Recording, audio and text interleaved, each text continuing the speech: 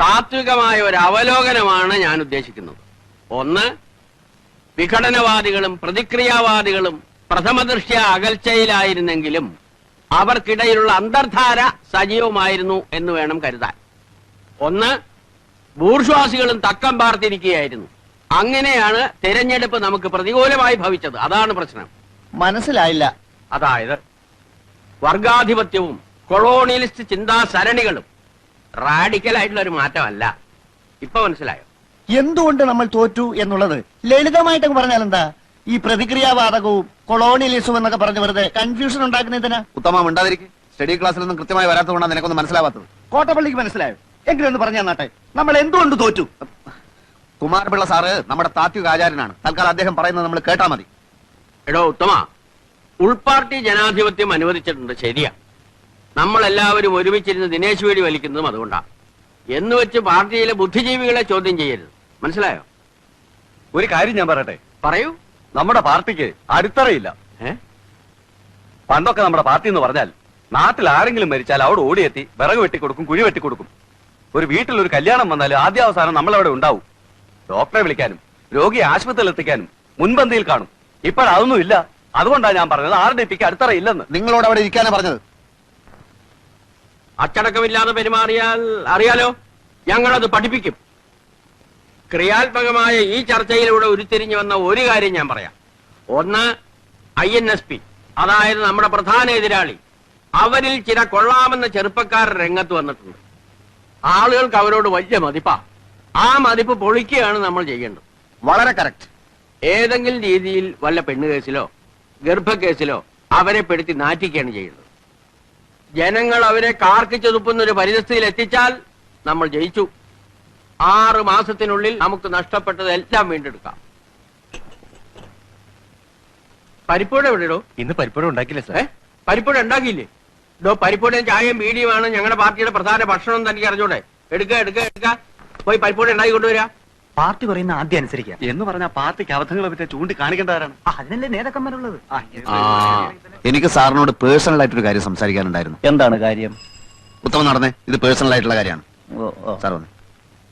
അതായത് എന്താണ്? വീട്ടിൽ നിന്ന് ഭയങ്കരമായിട്ട് നിർബന്ധിക്കുന്നു. എന്തിന്? ഞാൻ പെണ്ണ് കെട്ടണത്രേ. പെണ്ണ് കിട്ടാനോ? അയ്യേ, തനിക്കൊരു ബ്രൈറ്റ് പൊളിറ്റിക്കൽ ഫ്യൂച്ചർ ഞാൻ കാണുന്നുണ്ട്. ഭാര്യയും കുടുംബമൊക്കെ അതിന് തടസ്സാണ്. അച്ഛൻ ഒരേ പിടിപിടിക്കുകയാണ്.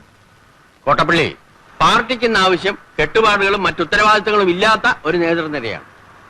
പ്രകൃതി നിയമങ്ങൾക്ക് കുറച്ചൊക്കെ നമ്മൾ വഴങ്ങേണ്ടതല്ലേ? വഴങ്ങരുത്. ലൗകികമായ തൃഷ്ണകളെ നമ്മൾ അതിജീവിക്കണം. മാനവരാശിയുടെ നിലനിൽപ്പ് തന്നെ കുടുംബം എന്ന എസ്റ്റാബ്ലിഷ്മെന്റിലല്ലേ? വിഡ്ഢിത്തം. എല്ലാ എസ്റ്റാബ്ലിഷ്മെന്റുകൾക്കും എതിരെയാണ് നമ്മുടെ യുദ്ധം. ഭാര്യ ഉണ്ടാവുക, കുഞ്ഞുണ്ടാവുക, അതൊക്കെ നമ്മുടെ മനസ്സിൽ സ്നേഹത്തിന്റെ വിത്ത് മുളപ്പിക്കുമെന്ന് എവിടെയോ വായിച്ചിട്ടുണ്ട്. അത് വരട്ട് തത്വവാദമാണ്. സഹജീവികളെ, തൊഴിലാളി വർഗത്തെ സ്നേഹിക്കാൻ ശീലിക്കുക. തുറന്നു പറയാം, അടിസ്ഥാനപരമായി നമ്മുടെ പാർട്ടിക്ക് കല്യാണം ഇഷ്ടമല്ല. അപ്പൊ സാറ് കല്യാണം കഴിച്ചതോ? അതിൽ ഞാൻ ഇന്ന് ഖേദിക്കുന്നു. എന്നാ പിന്നെ ഇപ്പൊ ഭാര്യ ഉപേക്ഷിക്കരുതോ? തന്റെ കാര്യമാണ് നമ്മളിപ്പോ ഡിസ്കസ് ചെയ്യുന്നത്. പറയുന്നതൊന്ന് പ്രവർത്തിക്കുന്ന വേറൊന്നും. ദൈവമില്ല, അമ്പലമില്ല എന്നൊക്കെ വിളിച്ചു പോകും. എന്നിട്ട് ആരും കാണാതെ തലയിൽ മുണ്ടും പോലിച്ച് ദൈവത്തെ തൊഴാൻ പോകും. ആര്? സാറ് തന്നെ. തൃച്ചമ്പടി അമ്പലത്തിൽ എന്നും കാലത്ത് സാറ് തൊഴാൻ പോകുന്നത് ഞാൻ കാണാറുണ്ട്. താനിതെങ്ങനെ കണ്ടു? ഞാനൊരു രഹസ്യമായിട്ട് തൊഴാൻ പോകാറുണ്ട്. എന്നാലേ ഇത് തൽക്കാലം നമ്മൾ രണ്ടുപേരും മാത്രം അറിഞ്ഞാൽ മതി. താൻ വേണമെങ്കിൽ കല്യാണം കഴിച്ചോളാം. പക്ഷെ ഒരു കാര്യത്തെ തനിക്ക് നിർബന്ധം വേണം. എന്ത്? നമ്മുടെ പാർട്ടി നയങ്ങളെയും ആദർശങ്ങളെയും ബഹുമാനിക്കുന്ന ഒരു പെൺകുട്ടിയെ വേണം കല്യാണം കഴിക്കാൻ. അത് 100% ഞാൻ ഉറപ്പ് തരുന്നു. എന്നാ താങ്ക് യു.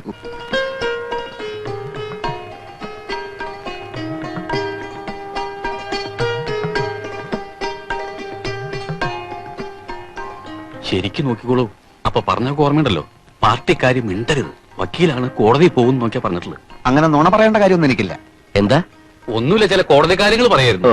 അല്ല, റവല്യൂഷണറി ഡെമോക്രാറ്റിക് പാർട്ടിയിലെ ഒരു ബുദ്ധിജീവിയാണ് ഞാൻ.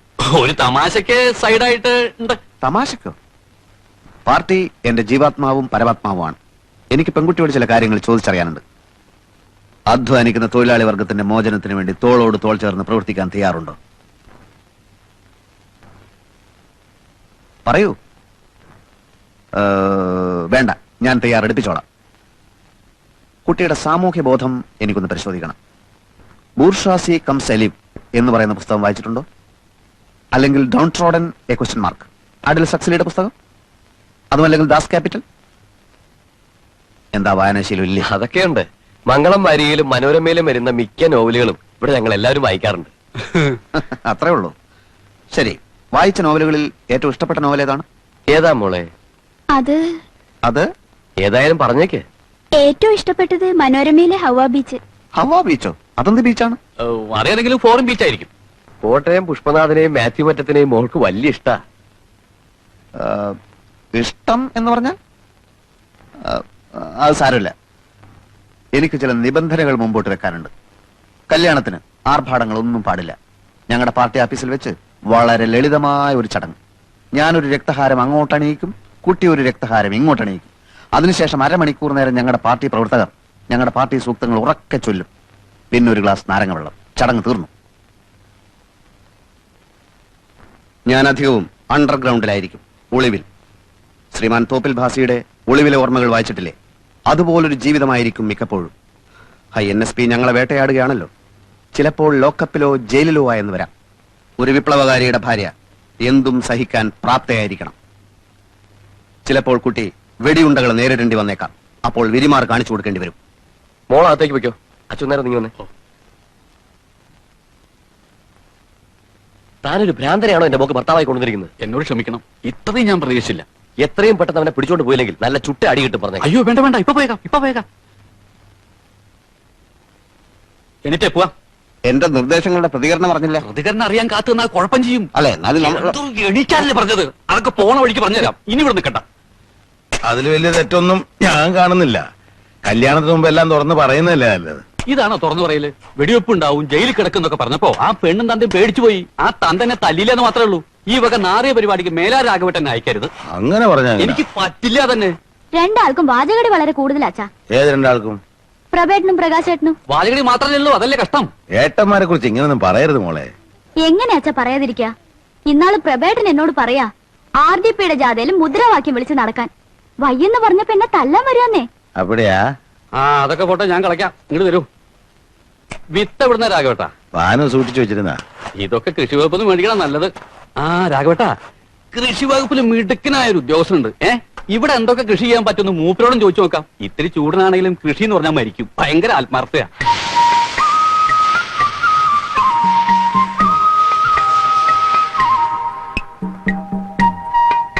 കണ്ടില്ലേ, വളമല്ലത്, കീടനാശിനിയാണ്. കടക്കലല്ല, ഇലകളിൽ വേണം അടിക്കാൻ. അടിച്ചോളൂ. പൗഡർ മിൽസ് ആണ് രോഗം. കരാത്തേൻ 1 ലിറ്റർ വെള്ളത്തിൽ 1 ഗ്രാം കലക്കി അടിക്കണം. ഇലചുരുട്ടി പുഴുവാണെങ്കിൽ സൈത്യോൺ 10% CP ചാരവും ചേർത്ത് വെതറിയാൽ മതി. കീടനാശിനികൾ തന്നെ ആവശ്യമില്ലാത്ത ഇനങ്ങളുണ്ടായിരുന്നു. പൂസ സവാനി. എന്താ അവന്റെ പ്രതിരോധ ശക്തി! അച്ഛനാർക്ക് ഞാൻ ഒരിക്കൽ തന്നിട്ടില്ലേ വിത്ത്? തന്നു. നിങ്ങളിപ്പോ പൊയ്ക്കോ, സമയം പോലെ ഞാനങ്ങ് വന്നേക്കാം. ഈ മനുഷ്യൻ മരുന്നടിക്കാൻ അറിയില്ല. സോയിൽ ടെസ്റ്റ് ഉദയവാനൊരു പ്രശ്നമല്ല, ലാവിലേക്കേണ്ട കാര്യമില്ല. ഒരു പിടി മണ്ണ് വാരി ഒറ്റ നോട്ടത്തിൽ ഞാൻ പറയും ക്ഷാരമാണോ, അമ്ലത്തുണ്ടോ, വെള്ളക്കെട്ടുണ്ടോ, നൈട്രജൻ ശതമാനം എത്രന്നൊക്കെ. അത് കഴിഞ്ഞിട്ട് നമുക്ക് തീരുമാനിക്കാം എങ്ങനെ വളം ചെയ്യണമെന്ന്. മണ്ണ് ലാബിൽ അയച്ചാ അവിടെ ഉള്ളത് എന്താ? യന്ത്രങ്ങൾക്ക് തെറ്റുപറ്റാം, പക്ഷെ എനിക്ക് തെറ്റ് പറ്റില്ല. ഇപ്പൊ ലാബുകാർ തന്നെ അവരുടെ യന്ത്രങ്ങൾ തകരാറിലാകുമ്പോ മണ്ണിന്റെ സാമ്പിൾ എന്റെ അടുത്തേക്ക് അയക്കാം. ഞാൻ മിനിറ്റ് വെച്ച് പരിശോധിച്ച് റിസൾട്ട് അയച്ചു കൊടുക്കും. ഡിപ്പാർട്ട്മെന്റിന് തന്നെ എന്നെ പേടിയാ. മണ്ണുദയ ഭാനു എന്നാണ് അവർ സ്വകാര്യമായിട്ട് എന്നെ കളിയാക്കി വിളിക്കുന്നത്. എനിക്കത് കേൾക്കുമ്പോൾ ഉള്ളി സന്തോഷ. മണ്ണുദയ ഭാനു കൊള്ളല്ലേ? അപ്പൊ ശരി, പറഞ്ഞ പോലെ. ഭയങ്കരമായ ആള്. വെറും ഭയങ്കരനല്ല, ഭയഭയങ്കരമായ ആള്.